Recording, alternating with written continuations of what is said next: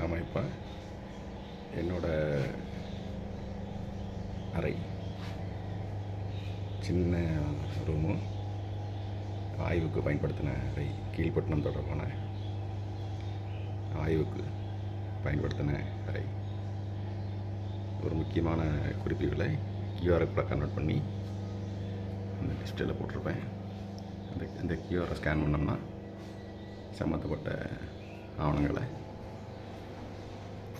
பார்த்துக்கலாம் அப்படிங்கிறதுக்காக ஒரு காலேஜ் செமினாருக்காக ரெடி பண்ணது. நல்ல ஒரு ஒர்க் அவுட் அது. ரெஃபரன்ஸ் மனைவியின் அடையாளத்தை பின்னால் தாங்கி அந்த தருவலத்தை பூர்வீகமாக கொண்ட அந்த பெண் அடையாளத்தை தாண்டி ஆணுக்கு பெண் மகாசக்தி என்பது போல அந்த பெண்ணின் துணையால் இவ்வளோ தூரம் வந்திருக்கோம். இப்போ நம்ம பார்க்குறது அந்த ராபர்ட் ஓரமோட வரைபடத்தை பார்க்குறோம்.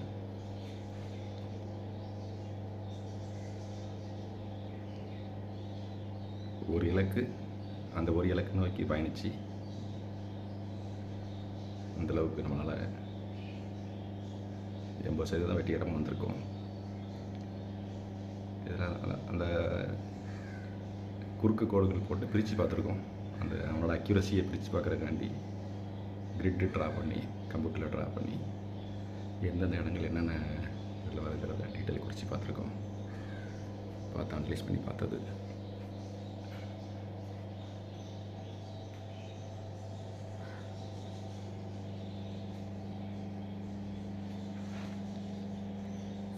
இது ஃபோட்டோ பிரிண்ட் அவுட்டு, அது ஃப்ளெக்ஸ் பிரிண்ட் அவுட்டு. இது அந்த ராபர்ட் ஓரமோட ஹிஸ்ட்ரி இருக்குதுல்ல, அவர் யார், எங்கேருந்து வந்தார், என்னங்கிற டீட்டெயில், அந்த புக்கு நம்ம எதிலேருந்து ரெஃபர் பண்ணணும் அப்படிங்கிறத போட்டு கொஞ்சம் சேட்டலைட் இமேஜோட அந்த சொல்லப்படுற இடங்கள் இப்போ பூமியில் என்னவா இருக்குது. இப்போ நம்ம பார்க்குறது கீழக்கரை பக்கத்தில் உள்ள இதை பார்க்குறோம். அந்த கோரைக்குட்டம்ங்கிற இடம் அந்த துறைமுகம் கையாண்ட பகுதி மாதிரியே இருக்கா, இந்த கேனல் இருக்குல்ல. அப்போ அவர் குறிப்பிட்ட இடம் இந்த கீழக்கரை பக்கத்தில் உள்ள இடம். அந்த கோரைக்குட்டங்கிற இடம் அந்த பழைய துறைமுகம் கையாண்ட மாதிரி தெரியுது. இந்த பக்கம் பார்த்தாச்சுன்னா தூத்துக்குடி பக்கத்தில் வடக்க போயாச்சுன்னா கல்லூரணி. இந்த கல்லூரணி தான் சம்மந்தப்பட்ட இடம் மாதிரி வருது. கல்லூரணி அப்போ அந்த கல்லூரணி இருந்த பகுதியில் இப்போ மிகப்பெரிய உப்பளங்கள் ஆகிட்டு. இந்த பகுதி உப்பளங்கள் ஆயிடுச்சு. அதில் இன்னும் நம்ம நிலவியல் உடைகளை பார்க்கலாம். இன்னொன்று இந்த தீவை குறிப்பிட்றாங்களா, இந்த தீவு இங்கே இருக்குது, வடவில் இருக்குது, தீவுக்கு பக்கத்தில். அப்போ இந்த தீவுக்கு பக்கத்தில் கல்லூரி தான் இருக்குது. அந்த இடத்துல முகத்துவாரத்தில் இருந்திருக்கு, ஒரு துறைமுகம் இருந்திருக்கு. அந்த பூமியை நம்ம ஒரு துறைமுகம் இருக்குன்னா துறைமுகத்துக்கு உள்ள கட்டமைப்புகள் ரிட்டன்ஷன் வால்னு சொல்லுவாங்க. கரைச்சுவர் இவ்வளோ பலமாக போட்டுக்கணுங்கிறத நம்ம தெளிவாக ஆய்வு பண்ணால் கண்டுபிடிக்கலாம், என்ன மாதிரி செட்டப் பண்ணியிருந்தாங்க அப்படின்ட்டு. இந்த பக்கம் போயாச்சுன்னா, திருச்செந்தூர் பக்கம் போயாச்சுன்னா, திருச்செந்தூருங்கிறது இங்கே திருக்கந்தூருங்கிற பேரில் இருக்குது. திருக்கந்தூர் கரெக்டாக நம்ம முக்கு பாயிண்டில் கொடுத்தாங்களா. இதுக்கு இந்த பக்கம் ஒரு பானாகாடி பூமியில் இருந்திருக்கு. அதுதான் இன்றைக்கி இந்த இடம் வீரபாண்டியப்பட்டினமாக மாறி இருக்குது. வீரபாண்டியப்பட்டினங்கிறது குலசேரபாண்டியனோட பையங்க சுந்தரபாண்டியன் வீரபாண்டியன் இருந்திருக்காங்கல்ல.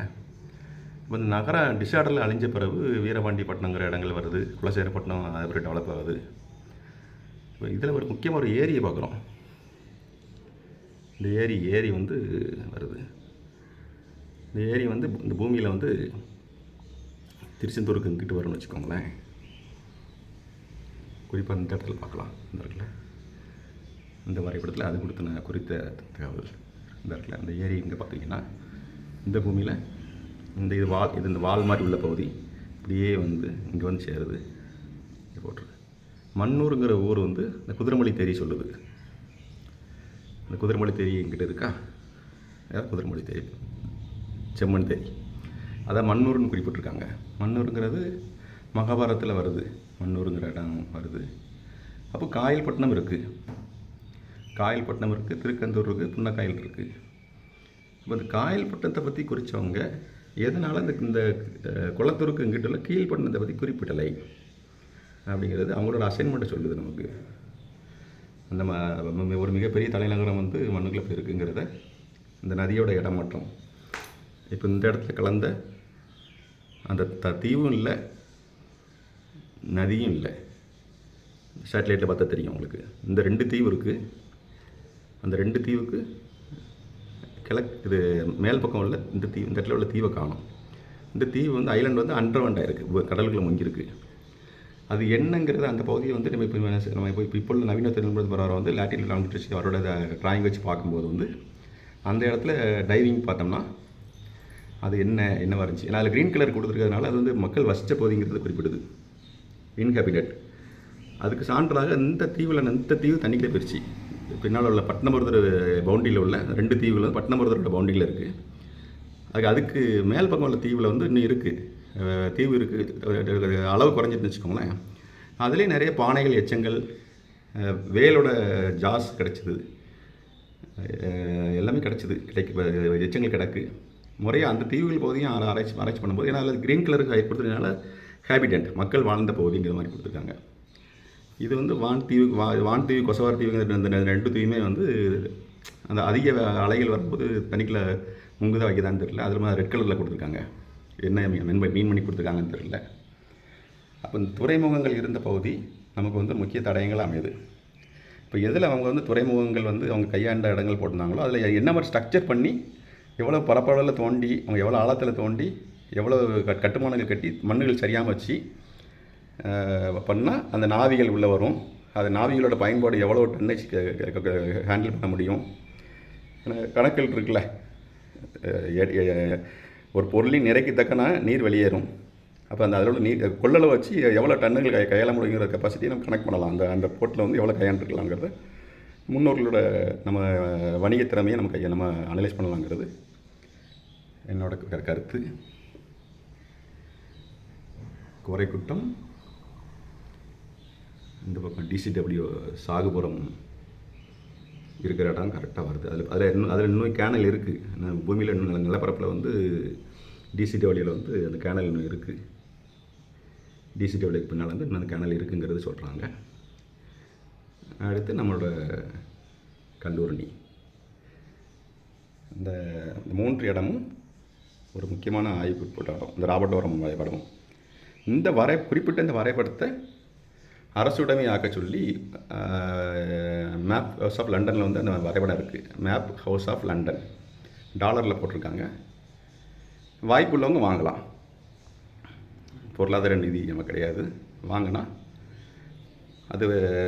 அதில் பேக் ரெக்கார்டை வந்து கவர்மெண்ட் பர்ச்சேஸ் பண்ணி டீட்டெயில்ஸ் வந்து ரெக்வஸ்ட் பண்ணி வாங்கினாங்கன்னா எதை பேஸ் பண்ணி எவ்வளோ அக்யூரேட்டாக வரைஞ்சார் ராபர்ட்டோரம். ஏன்னா அவர் வந்து பூமியில் உள்ளதை கூட பார்த்து வரைஞ்சிருக்கலாம். இப்போ பூமியில் இல்லாத அந்த தீவை வந்து அவருக்கு கண்டிப்பாக அது வந்து முன் ஆவணம் இல்லாமல் அந்த தீவை பற்றி அவர் தெரிஞ்சிருக்க வாய்ப்பு இல்லை. அது தீவை வெறுமனே புள்ளி வச்சு கூட குறிப்பிடலை. இந்த தீவு வந்து அவர் குறிப்பிட்டு வந்து அந்த ஷேப் வரைஞ்சிருக்காரு பாருங்கள். அந்த ஷேப் வந்து அவருக்கு ஏதோ ஒரு முன் ஆவணம் இருந்திருக்கு. விஜயநகர பேரரசரோட வரைபடமோ, பாண்டியர்களோட வரைபடமோ, இல்லை இஸ்லாமியரோட வரைபடமோ வந்து இந்த பூமியை பற்றி வரைபடம் வந்து அவர்கிட்ட இருந்திருக்கு.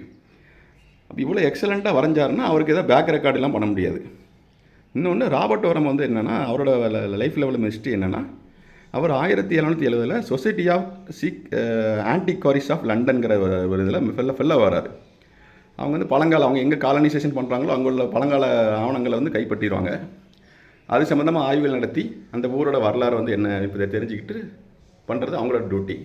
அப்போ 1770 வந்து அவர் வரைபடத்தை அதுக்கு பிறகு எனக்கு ஏதாவது டாக்குமெண்ட்ஸ் அவர் கலெக்ட் பண்ணி இது வரைக்கும் அவங்க அவர் பீரியட் வரைக்கும், அந்த பீரியட் வரைக்கும் இவங்க ஈஸ்ட் இந்தியா கம்பெனி கைப்பற்றின அந்த ஆவணங்களை வச்சுக்கிட்டு அவர் எதுவும் வரைபடம் வரைஞ்சாரா பண்ணி டீட்டெயில் பண்ணிவிட்டு அந்த நகரத்தை தேடினாங்களா அப்படிங்கிறது. ஏன்னா கால்டோலும் தேடியிருக்காரு. பின்னால் வந்து கால்டோலும் அந்த சிட்டி ஆஃப் கெயில்ங்கிற நகரத்தை தேடியிருக்காரு. அப்போ லாங் டேர்மாகவே வந்து அப்பார்ட் ஃப்ரம் த ரிலிஜியன் தாண்டி அவங்க ஒரு அசைன்மெண்ட்டில் இருக்காங்க. அந்த மார்க்க போல சொன்ன அந்த சொர்க்க பூமி எங்கே, நம்ம ஹிஸ்ட்ரியில் கேள்விப்பட்டிருப்போம் ஹிட்லர் வந்து ஷாம்பாலாங்கிற நகரத்தை தேடினாருன்னு அப்படின்னு. அது வேர்ல்டு வார் டைம்லேயே.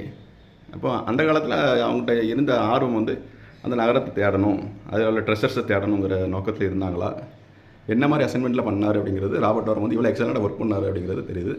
இன்னொன்று அவர் வரைஞ்ச வரைபடம் வந்து அதுக்கு பிறகு வந்த பின்னால் வந்த பாளையக்காரங்களை ஃபுல்லாகவே 1781 தான் அந்த ஆவணம் ரெடியாகுது. Military translation of the British nation ஆவணம்.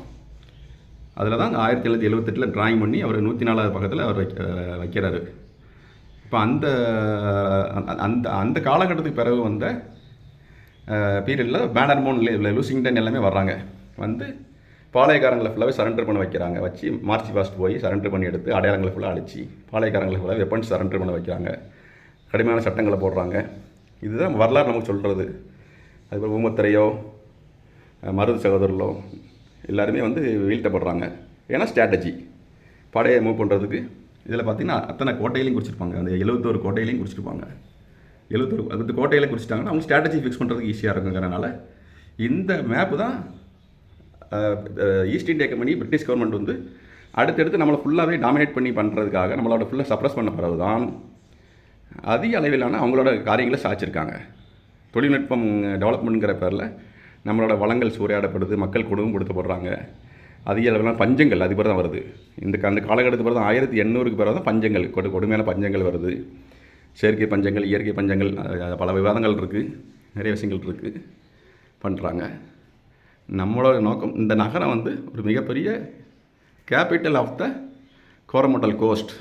அன்றைய தேதியில் வந்து நம்ம மன்னார் வளைகுடாவோட தலைநகரம் வந்து இந்த கீழ்ப்பட்டினம் நகரம்தான் அப்படிங்கிறது உண்மை என்றால் இதுதான் மூவேந்தர்களின் தென்மதுராவாக இருந்திருக்கணும். ஏன்னா கண்டிப்பாக சப்போஸ் நான் சொன்ன மாதிரி மத்தியில் உள்ள பிளேஸ் தான் கேபிட்டலாக இருந்திருக்கணும். பவுண்டியில் மத்தியில் உள்ள பிளேஸ் தான் கேபிட்டலாக இருந்திருக்கணும். இங்கே ஒரு போர்ட்டு வந்து டிஃபெண்டிங் போர்ட்டாக இருந்திருக்கணும். இங்கேருந்து வர்ற இன்வேஷனை தடுக்கிறதுக்காகவும் சேரல்கிட்டேருந்து வர்ற இன்வேஷன் தடுக்கிறதுக்காகவும் வச்சுட்டு சென்ட்ரலில் வந்து கேபிட்டல் வச்சுருக்கலாங்கிறது என்னோடய அசம்சன். அதைத்தான் மார்க்கோபோலோ வந்து சிட்டி ஆஃப் கெயில் வந்து உலகின் மிகப்பெரிய பணக்கார பூமி, அதில் கருவூலங்கள் இருந்துச்சு அப்படின்னு சொல்கிறது மென்ஷன் பண்ணுறது அதான். இப்போ அந்த கருவூல கோட்பாடும் இதில் வந்து ப்ரூவ் பண்ணிச்சுனால் டெக்னாலஜி சர்வே பண்ணி பார்க்கும்போது வந்து நிறைய விஷயங்கள் பூமியில் வெளியே வரலாங்கிறதுக்கு கருத்து. இப்போ நம்ம இது வரைக்கும் எடுத்த ஆவணங்களை, அறிவியல் தொன்மங்களை பார்க்கலாம்.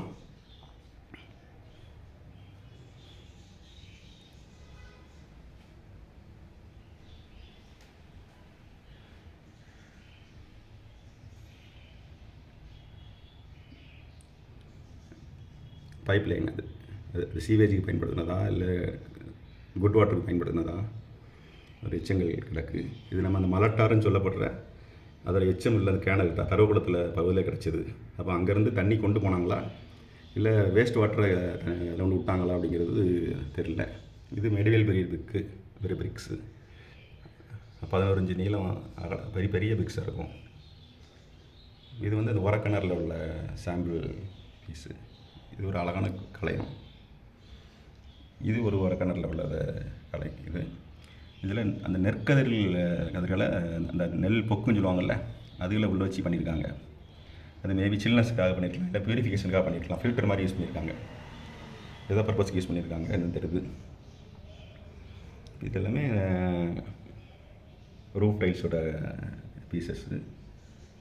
இந்த ஸ்டோன்ஸ் எல்லாமே இருக்கும். இது ஒரு டிஃப்ரெண்ட்டான ஸ்டோன்ஸ். கலர் வந்து சாக்லேட் ப்ரௌன் கலரில் இருக்குது. அது என்ன மாதிரி மேக்மாலேருந்து வந்தது தான். இந்த மாதிரி ராக் எங்கே இருக்குங்கிறத ஐடென்டிஃபை பண்ணால் தெரிஞ்சிடும் நமக்கு.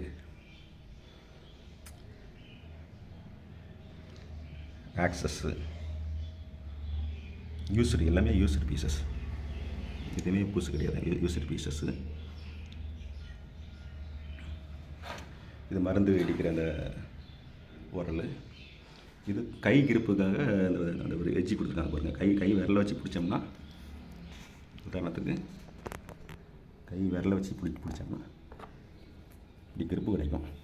ஏதாவது ஒரு ஆவி அரைக்கிற மாதிரி உள்ளது வச்சுருக்காங்களா? என்ன மாதிரி இண்டஸ்ட்ரீஸ் இருந்துச்சு? மெடிசன் இண்டஸ்ட்ரியா? பாலிஷ் போடுறதா? இது ஃபுல்லாகவே ஹாஃப் ஸ்கட்சஸ், அந்த வட்டச்சில்லுன்னு சொல்லுவாங்கள்ல அது. இது ஃபுல்லாகவே செல் பேங்கிள்ஸு, க்ரீன் பேங்கிள்ஸு, பீட்ஸு. இது வந்து அந்த சங்கில் செஞ்ச பீடு, சங்கில் செஞ்ச டிஸ்க்கு. ஒரு ஹோல்ஸாக போட்டோம்னா நம்ம பார்க்குறோம்ல, ஒரு துளை போடும்போது ஹோல்ஸாக போடும்போது வந்து அதில் உள்ள கோர் கட்டிங்கில் வர அந்த டிஸ்க்கு. இப்போ இந்த ஒரு சங்கில் ஹோல்ஸ் போடுற அளவுக்கு நம்மளுக்கு என்ன டெக்னாலஜி யூஸ் பண்ணாங்க? கைட்டு சுற்றுற ட்ரில்லிங் வச்சுருந்தாங்களா, இல்லை மெஷின்ஸ் ட்ரில்லிங் இது வச்சுருந்தாங்களா அப்படிங்கிறது தெரியல. இப்போ பெரிய processing unit, semi processed bangles, designs போட்ட பேங்கிள்ஸ் எல்லாம் வேறு இதில் இருக்குது. டிசைன்ஸ் எல்லாம் வேறு போட்டிருக்கு. இது பார்த்தீங்கன்னா பிளாக் கலர்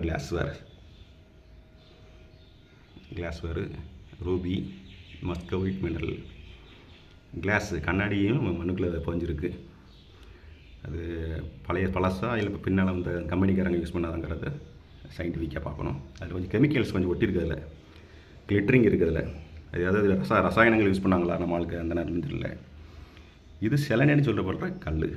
இது நமக்கு ஒரு முக்கியமான வரலாறு சொல்லுது. இந்த கல் என்னென்னா, செலனைடுங்கிறது வந்து கொஞ்சம் க்ளோஸாக காமிக்கிறேன்.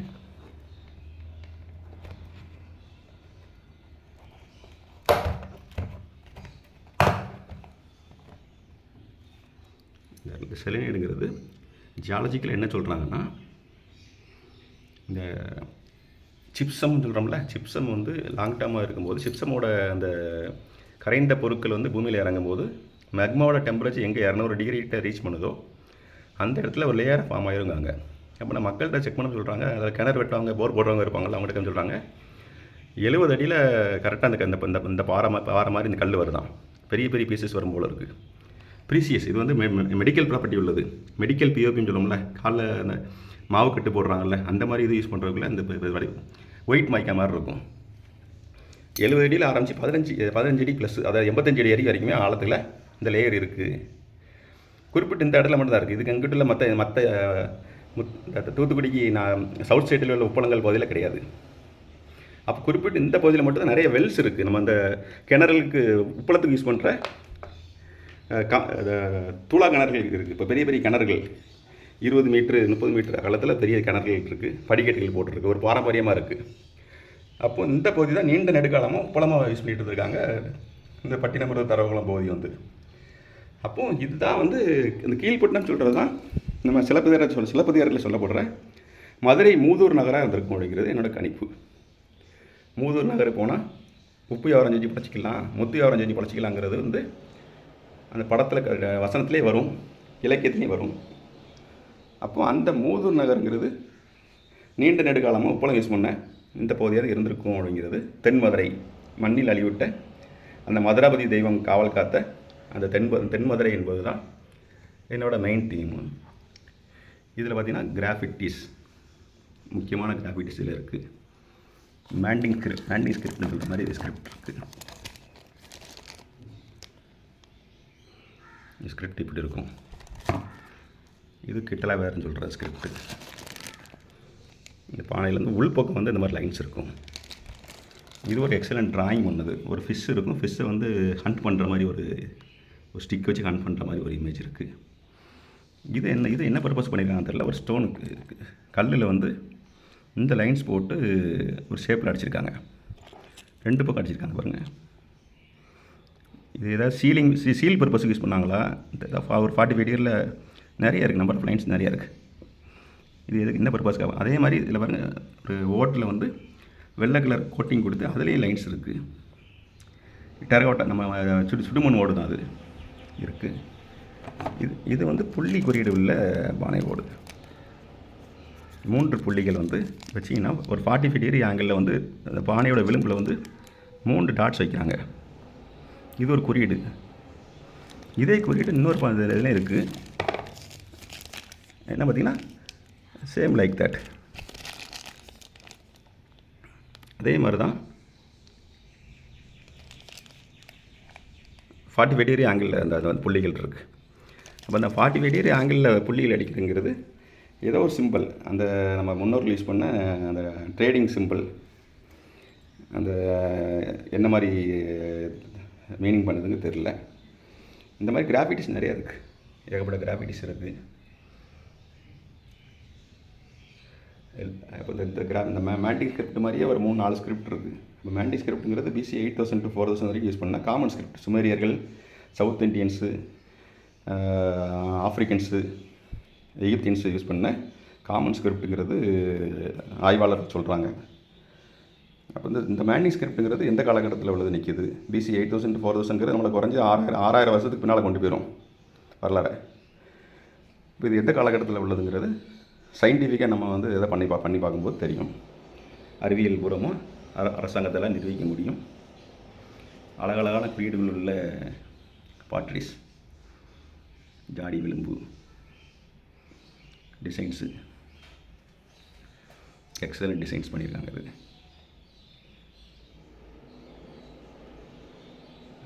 இதெல்லாம் பார்த்தீங்கன்னா ரொம்ப பழைய பானையோடுகள், பழைய டைப் ஆஃப் பானையோடுகள். ஒயிட் வேர்ஸு வந்து மோகஞ்சதாரோ, ஹரப்பாளர் உள்ள சிவிலைசேஷன் உள்ள ஒயிட் வேர்ஸு மாதிரி தருது. இந்த ஒயிட் வேர்ஸோட வெள்ளை நிற பானையோடு இது தெரியுது. சட்டிகள் இந்த ஹைட்டு ஏற்றி வந்திருக்கிறது தான் கொஞ்சம் டிஃப்ரெண்ட்டாக இருக்குது. இவ்வளோ ஷார்ப் வச்சு கொண்டு வந்து பண்ணியிருக்காங்கன்னா எக்ஸலண்ட்டான ஒரு ஒர்க் பண்ணியிருக்காங்க அவங்க. அந்த பானையோட கழுத்து பகுதியை வந்து எவ்வளோ ஹெச்சு வளர்ச்சி பண்ணுறாங்கன்னா எக்ஸலண்ட் ஒர்க் பண்ணியிருக்காங்க. வெரைட்டிஸ் ஆஃப் இந்த பானைகள் வந்து இந்த மாதிரி டிசைன்ஸ் வந்து ரொம்ப ரேர். இந்த மாதிரி டிசைன்ஸும் ரொம்ப ரேர் தான். கிரேவர் சாம்பல் நிற பானை ஓடு எல்லாமே இது மாதிரி பானைகள், எலும்புகள், பானை மூடிகள். இது வந்து ஃபயர் பாட்ரி, அதில் ஆஃப் ஃபயர் ஃபுல் ஃபயர் வாங்கல, அந்த மாதிரி மற்ற லேயர் கருப்பாக இருக்கும், டாப் இருக்குது.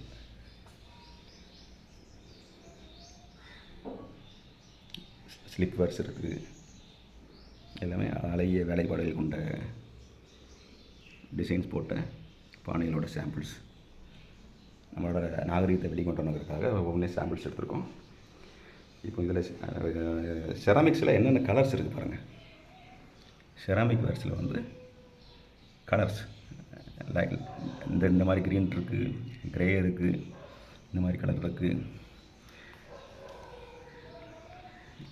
ஆரஞ்சு கலர் மாதிரி இருக்குது, dark brown colour, light lines போட்டது இருக்குது. செராமிக் வேர்ஸில் என்னென்ன கலர்ஸ் இருக்குது.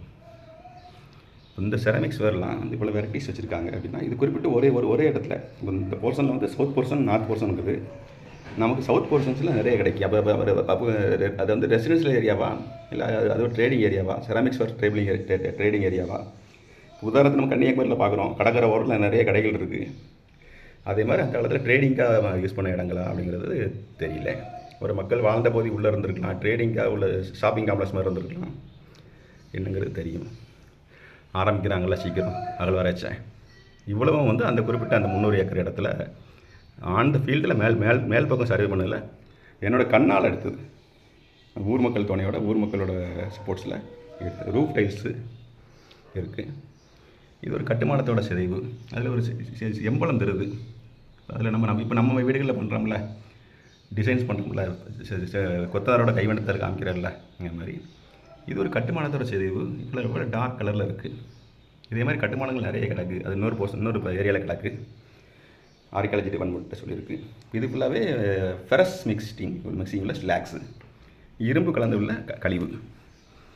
சின்ன பீசஸில் ஒரு சில பீசஸில் வந்து நல்ல அட்ராக்ஷன் இருக்கும்.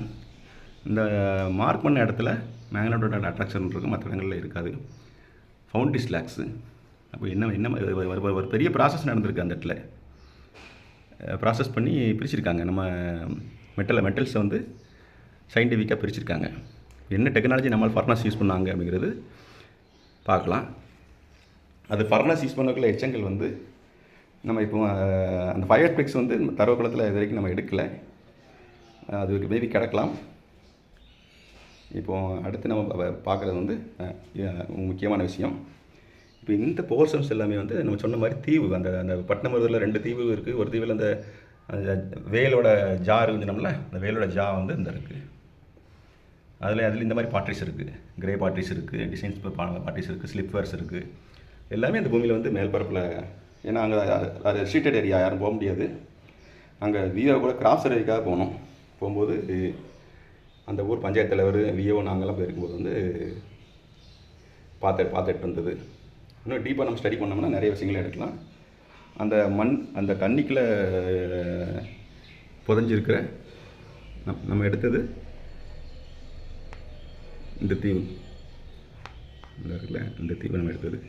இந்த தீவு தண்ணிக்குள்ளே முங்கிருக்கு. இந்த எச்சங்கள் மட்டும் தெரியுது பார்த்தீங்களா, அந்த தீவு. அப்புறம் அந்த தண்ணிக்குள்ளே முங்கின தீவு இன்னும் கொஞ்சம் டைவிங் பண்ணி ஸ்டடி பண்ணும்போது அதில் ஏதாவது முக்கியமான ஆர்டிஃபேக்ட்ஸ் இருக்கா, ஏதாவது இருக்காங்கிறத ஈஸியாக கண்டுபிடிக்கலாம். இதெல்லாம் எதுக்குன்னா, நான் அறிந்ததை, கண்டறிந்ததை என் சமூகம், என் தமிழர்களுக்கு, அதிகாரிகளுக்கு பதிவு பண்ணணுங்கிறதுக்காக சொல்கிறேன். வாழ்க்கை நிச்சயமற்றது, எப்பவும் எதுவும் நடக்கலாம். அதனால் பதிவு பண்ணணுங்கிறதுக்காக சொல்கிறேன். இந்த பொருள்லாம் என்கிட்ட இருக்குது அப்படின்ட்டு சொல்கிறோம். இது வந்து ஆமுலட்ஸுங்க. ஆமுலட்ஸ்னால் ஒரு தாயத்தையும் சொல்கிறோம்ல, இப்போ கொஞ்சம் பெரிய லெவலில் இருக்குது. இப்போ அந்த இதில் வந்து ஏதோ சிற்ப குறியீடுகள் இருக்குது, அதில் டிசைன்ஸ் பண்ணியிருக்காங்க, டேக்கேடாக இருக்குது, பின்பக்கம் பிளைனாக இருக்குது. அப்போ இந்த ஆமுலட்ஸுங்கிற என்னென்னா தாய்த்து. அந்த காலத்தில் ஏதோ முக்கியமான ஆட்கள் ஒருத்தரோட நம்பிக்கை வேறு மாதிரி இருக்கும்.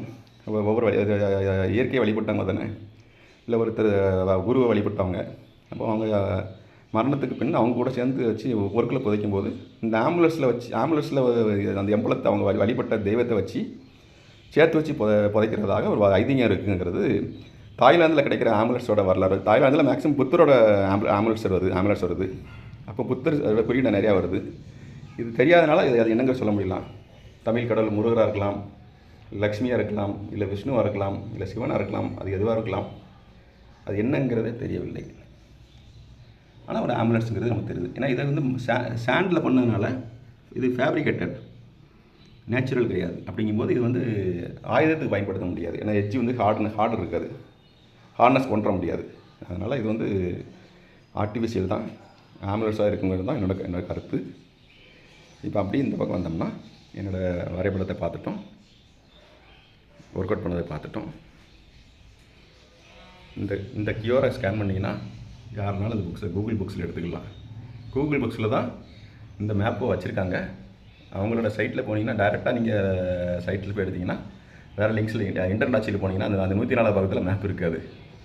மேப்பை ஹைட் பண்ணிட்டாங்களா என்னன்னு தெரியல. கூகுள் புக்ஸில் இருக்குது. நான் பார்த்தேன், லாஸ்ட் வீக் வரைக்கும் பார்த்தேன். இருக்குல்ல, இந்த டீட்டெயிலாக இருக்கும். ஏதாவது லிங்க்ஸில் டவுன்லோட் பண்ணி வச்சுக்கோங்க. நானும் இன்டர்நெட் ஆட்சியில் வந்து ஷேர் பண்ணி வச்சுருக்கேன். இது வந்து நம்ம சொன்னோம், அந்த அந்த அந்த ஃபர்னஸோட கதை பேசினோம்ல, இந்த ஃபர்னஸில் ஃபயர் பண்ண பிரிக்ஸு ஒரு சாம்பிள் மாடல் சொல்லி. இது வந்து பட்டினமருதுக்கு ஜஸ்ட் ஒரு 3 கிலோமீட்டர் வெஸ்ட்டில் உள்ள கல்மேடில் எடுத்தது. கல்மேடு வந்து ஒரு மிகப்பெரிய எச்சங்கள் உள்ள இடம். அது ஆல்ரெடி அந்த டேமுக்கு கீழே ஒரு 200 அடி நிலத்துக்கு பழைய காலத்துக்கு கோட்டச்சவே என்னை பார்த்து டாக்குமெண்ட் பண்ணி ரெக்வெஸ்ட் கொடுத்துருக்கேன், அதை ஸ்டடி பண்ண சொல்லி. கலெக்டரும் ஆர்டர் போட்டிருக்காங்க. அது எப்போ வந்து அவங்க சாம்பிள் அடித்து பண்ணுறாங்களோ, அந்த ட்ரென்ச் போட்டு பண்ணாங்கன்னா கண்டுபிடிச்சிடலாம் விஷயங்களை. அங்கேயும் செல் பங்கிள்ஸ் கிடக்கு, ஃபேப்ரிகேஷன் பண்ணுறாங்க. அப்போ வந்து குடிசை தொழில் மாதிரி சங்குகளை எடுத்து மக்கள் அங்கங்கே ஃபேப்ரிகேட் பண்ணி பண்ணுறாங்க. ஒரு மிகப்பெரிய ஃபேக்ட்ரி அங்கே இருக்குது. அப்போ வந்து சில மக்கள் அவங்க சின்ன சின்ன லெவலில் ஃபேக்ட்ரிஸ் போட்டுருக்கலாம். இது என்னென்னா, இப்போ இந்த பொருள் பார்த்திங்கன்னா அளவே வந்து முதுமக்கள் தாலியோட ஸ்கிராப்ஸு நம்ம சொல்கிறோம்ல, முதுமக்கள் தாலி, ஜார் பரியல்ஸ்னு சொல்கிறோம்ல, ஜார் பரியல்ஸோட பாட்ரிஸ். அப்போ இது பாட்டம், அடியில் முட்டை மாதிரி வந்து கீழே இருக்குங்களே, இந்த பாட்டம் வச்சுக்கோங்களேன். இந்த ஜார் பரியலும் செட்டில்மெண்ட்டும் ஒரே இடத்துல வர வந்து நம்மளோட தமிழர்களோட நாகரிகத்தை காமிக்குது. இது பாருங்க, பீட்ஸு. ஒரு பீட்ஸில் வந்து அழகாக அந்த ஓட்டையை காமிக்கிறதுக்காக கம்பி போட்டு காமிச்சிருக்கேன். பீட்ஸில் வந்து ஒரு தொலை போட்டிருக்காங்க. இந்த தொலை வந்து வித்தியாசமாக இருக்கும். தொலை வந்து த்ரூ ஹோல்ஸு. இது பிளாக் வளையல், கண்ணாடி வளையல். இது ஏதோ மெட்டீரியலில் போர் பண்ணியிருக்காங்க. அதில் உள்ள ஊற்றிருக்காங்க, போர் பண்ணி ஏதோ ஃபவுண்ட்ரி இதில் மாதிரி உள்ளே ஊற்றின மெட்டீரியல் அப்படியே நிற்கிது. 2 பக்கம் இருக்கும். இந்த பக்கம் போனால் இந்த பக்கம் வெளியே வந்துருக்கு. அது என்ன உள்ள நிற்கிங்கிறது தெரியுங்கிறது இருக்குது. அங்கேயும் ரூஃப் டைல்ஸ் வந்து நம்பர் ஆஃப் டிசைன்ஸில் இருக்குது, சைஸஸில் இருக்குது ரூஃப் டைல்ஸு. அப்போது செட்டில்மெண்ட்டும் வரியலும் ஒரே இடத்துல இருந்துச்சுனால் தமிழர்களோட நாகரிகம் வந்து ஒரு மிகப்பெரிய லெவலில் இருந்திருக்கு. அப்போது ஏன் சொந்த இடத்துல எங்கள் முன்னோர்லாம் இப்போ சொல்லி வைக்கும்போது வந்து அந்த செட்டில்மெண்ட்டும் வரியலும் சேர்ந்து ஒரே இடத்துல வந்திருக்கலாங்கிறது எங்களோட கணக்கு. என் போன்ற ஒரு சில ஆய்வாளர்கள் கருத்தாக இருக்குது. இப்போ அந்த இடத்துல பார்க்கும்போது வந்து சரௌண்டிங்ஸ் ஃபுல்லாகவே செட்டில்மெண்ட்ஸ் நிறைய கிடக்கு. இந்த பாட்ரிஸ் எல்லாமே அங்கே எடுத்தது தான். ஸ்லிப்பர்ஸு எல்லாமே அங்கே எடுத்தது தான். இங்கே பாருங்கள், ஹாஃப் ஸ்காட்சஸ் எடுத்தது தான். நிறைய இது எல்லாமே ஃபெரஸ் மெட்டீரியல். இந்த போர்ஷன் எல்லாமே ஃபெரஸ் மெட்டீரியல், ஃபெரஸ் ஸ்லாக்ஸு. இதில் ஏதாவது டூல் மாதிரி இருக்காங்கிறது தெரில. சரியா? இது இந்த பிளாஸ்டிக் கவருக்கு மேலே உள்ள எல்லாமே வந்து நான் ஃபெரஸ் மெட்டீரியல்ஸ், உலோகம் ஆனால் இரும்பு அல்லாத உலோகம். இப்போ இதெல்லாம் ஃபவுண்ட்ரி இருக்குது. இந்த இதில் தான் ஃபயர் பிரிக்ஸை பார்க்குறோம். அப்படின்னா ஒரு ஃபவுண்ட்ரி அங்கே இருந்திருக்கு, பெரிய ஃபவுண்ட்ரி அங்கே இருந்திருக்குங்கிறது தெரியுது. இப்போ இந்த ஹாஃப் ஸ்டாச்சஸ் வந்து 8 சைட்ஸ் இருக்குது, 6 சைட்ஸ் இருக்குது, டிஃப்ரெண்ட் ஷேப்ஸில் இருக்குது. இந்த பட்டச்செல்களில் சோவி கிடக்குது. இந்த சோவி எதுக்காக எடுத்து வச்சோன்னா அந்த பக்கம் மக்கள் வாழ்ந்தாங்க, செட்டில்மெண்ட் ஏரியாங்கிறது சொல்கிற ஐடென்டிஃபை பண்ணுறதுக்காக சோவிகள் எடுத்தோம். மவுத்து ஸ்போர்ட்டு சொல்கிறோம்ல, இது பார்த்திங்கன்னா வெயிட்லெஸ் கல், வெயிட் இருக்காது, ஒரு தட்டையாக இருக்குல்ல. இது ஏதாவது ஆட்டக்காயா இல்லை எதுவும் என்னங்கிறது தெரியல. இதில் பாருங்கள், ஒரு ப்ரீ மெச்சூர்டு ஒரு கட்டிங் கொடுத்துருக்காங்க, விளிம்பு கொடுத்துருக்காங்க பாருங்க. நம்ம இப்போ கேமில் வந்து பேக்மேன் கேம் போடணும், பேக்மேன் இல்லை பண்ணுறாங்களா, இல்லை ஸ்பின்னிங் கேமா, முக்கியமான விஷயத்துக்கு அடுத்து வரோம். இதுக்கு அடுத்து உள்ள சின்ன பீஸ் வந்து ஃப்ளிண்ட்டுன்னு சொல்கிறது நம்ம சிக்கி முக்கி கல்லுன்னு சொல்கிறோம்ல, ஒரு கல்லோட ஒரு கல் வருஷம் தீ வரும்னு சொல்கிறோம்ல, அவ்வளோ ஹார்னஸான கல் இந்த கல் ஃப்ளிண்ட்டு. இது கடப்பா ஏரியாவில் தான் நம்ம மெயினாக குவாரியில் கிடைக்குங்கிறது ஜியாலஜிஸ்டோட எக்ஸ்பர்ட்ஸோட சஜஷனாக இருக்குது. அப்போது இது மைக்ரோ டூல்ஸ் செய்கிறதுக்கு பயன்படுத்துவாங்களாம், ஆயுதங்கள் பயன்படுத்துறதுக்கு, அம்புல வைக்கிறதுக்கு எல்லாம் பயன்படுத்துகிறாங்கனால அந்த மைக்ரோ டூல்ஸ் வந்து ரொம்ப ஷார்ப்பச்சாக இருக்கும், ரொம்ப கத்தியமாக இருக்கும் அந்த கல்லோட எட்ஜி. ஒயிட் பாட்ரிஸு, இது அயன் பீஸோட ஒரு பீஸு, அது என்ன மாதிரி பீஸ்ன்னு தெரில. இதில் பார்த்திங்கன்னா குறிப்பிட்ட ஒரு டிசைன்ஸ் இருக்குது பார்த்துக்கோங்க. கிராஃபிட்டிக்கு பதிலாக ஒரு உருவத்தை வந்து டிசைன்ஸில் போட்ட மாதிரி இருக்குது. இது பாட்ரிஸோட டிசைனாக எனக்கு தெரியல இருக்குது. இந்த பிளாக் கலர்லேயும் ஒரு டிசைன்ஸ் இருக்குது பாருங்கள், விளிம்புலோட டிசைன். இது வெர்டிக்கல் லைன் இருக்குது. இதில் பாருங்கள் கிராஃபிட்டிஸ் இருக்குது பாருங்கள். கல்மேட்லாம் எடுத்ததில் 2 ஹரிசாண்டல் ஸ்ட்ரெயிட் லைன், உள்ள ஒரு கட்டிங் ஸ்ட்ரெயிட் லைன் இருக்கும். இது வந்து மேட்டிங் ஸ்கிரிப்ட் காலத்தை நமக்கு சொல்கிறது. இண்டஸுக்கு தாண்டி பின்னால் போயிடும். இண்டஸில் கொஞ்சம் டிஃப்ரெண்ட்டாக இருக்கும், இது கொஞ்சம் டிஃப்ரெண்ட்டாக இருக்குது. இதுவும் அதே தான். இதில் இந்த பக்கம் ஒரு ஸ்கிரிப்ட் இருக்குது பாருங்கள், ஐ மாதிரி இருக்கா. இதில் ஒரு ஸ்கிரிப்ட் இருக்குது. இந்த ஸ்கிரிப்ட்ஸ் எல்லாமே கிடைக்கிறது வந்து நமக்கு எக்ஸலண்ட்டாக நம்ம தமிழனோட கல்ச்சரை கொண்டு போகிறது. இது கிரே கலரு. அப்போ தெற்கு கல்வீட்லேயும் ஒரு பெரிய விஷயங்கள் இந்த பூமியில் கிடக்குங்கிறது. அப்போ இந்த பட்டமருதுக்கு அடுத்து தெற்கு கல்மேடு, மேலமருது, அந்த பவுண்ட்ரி எல்லாமே நம்ம வெள்ளப்பட்டியிலேருந்து ஆரம்பித்து சிப்பிக்கிழமை வரைக்கும் உள்ள ஏரியாவே வந்து தொன்மங்கள். நம்ம ஹிந்து பேப்பரில் போட்ட மாதிரி தான், குவிந்து கிடக்கும் வரலாற்று தொன்மங்கள் அப்படின்னு சொல்லி ஒரு டைட்டில் போட்டோம். அதுக்கு சான்றாக சாம்பிள் காமிச்சிருக்கோம். இதே மாதிரி ஒரு 50 இதில் ஒரு பங்கு, 3ல் ஒரு பங்கு வந்து தாலுகா ஆஃபீஸில் ஒப்படைச்சிருக்கோம். அதுலேயும் கொஞ்சம் மெட்டீரியல்ஸ் இருக்குது. அதாவது அந்த பிரைமவசி வச்சு தான் ஏஎஸ்ஐ உள்ளே வந்தாங்க. அப்போ இருக்குது நம்ம ஃபீல்டில் எடுத்ததே.